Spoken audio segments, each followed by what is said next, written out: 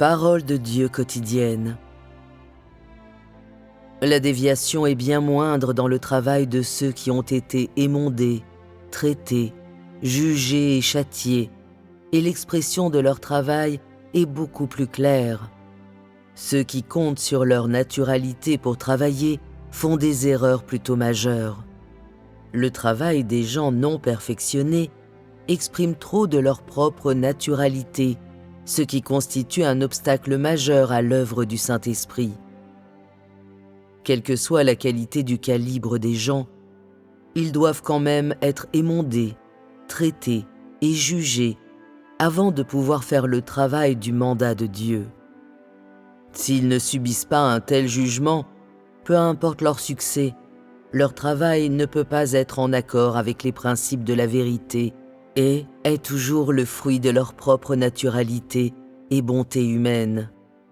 Le travail de ceux qui ont été émondés, traités et jugés est bien plus clair que le travail de ceux qui n'ont pas été émondés, traités et jugés.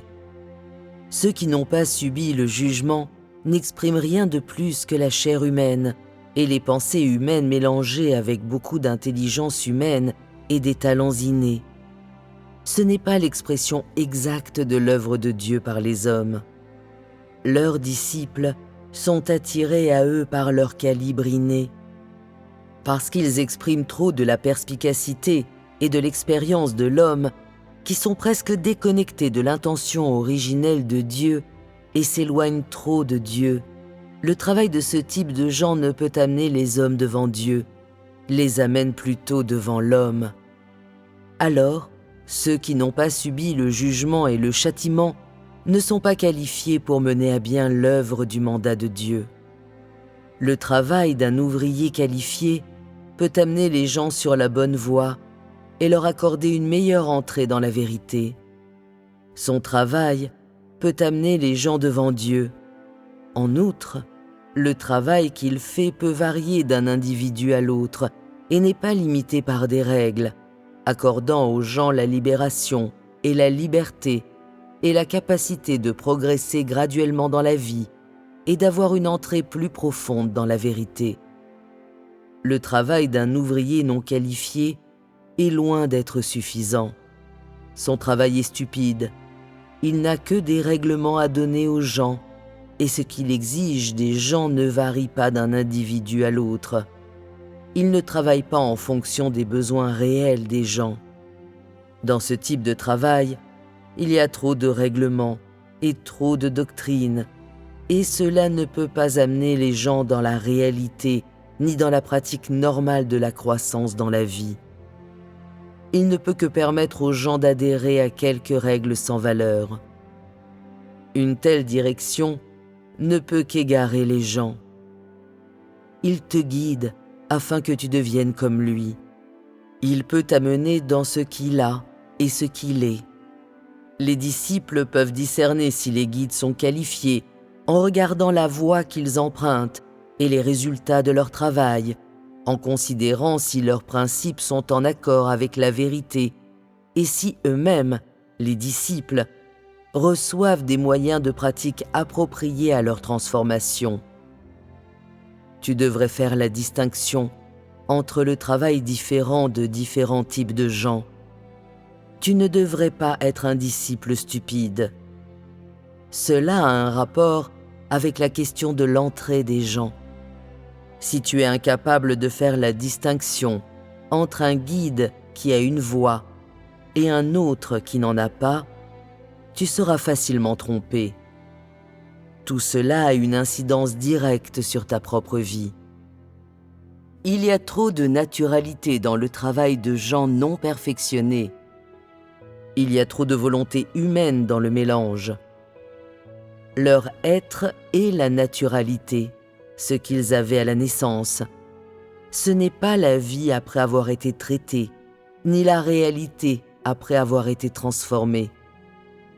Comment une telle personne peut-elle soutenir ceux qui cherchent la vie originelle de l'homme et son intelligence innée ou son talent inné?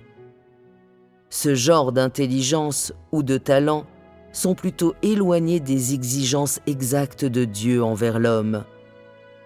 Si un homme n'a pas été perfectionné et son tempérament corrompu n'a pas été émondé et traité, il y aura un grand écart entre ce qu'il exprime et la vérité.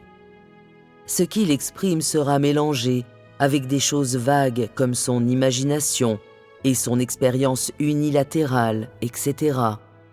En outre, indépendamment de la façon dont il travaille, les gens sentent qu'il n'y a pas d'objectif global et pas de vérité qui convienne à l'entrée de tous les gens.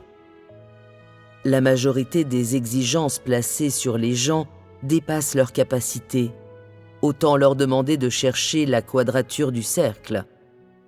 C'est le travail de la volonté humaine, le tempérament corrompu de l'homme, ses pensées et ses notions imprègnent toutes les parties de son corps.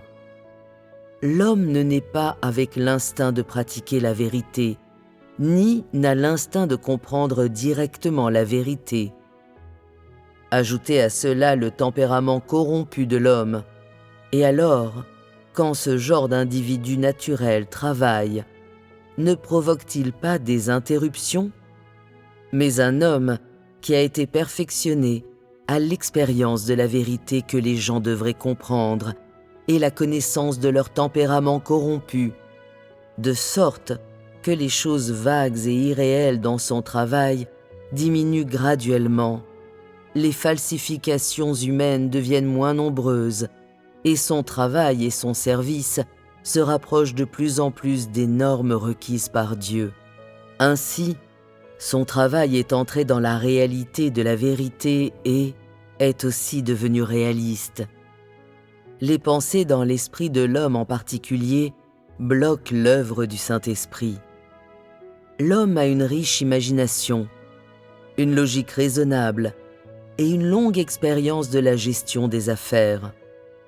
Si ces aspects de l'homme ne subissent pas l'émondage et la correction, ils sont tous des obstacles à l'œuvre.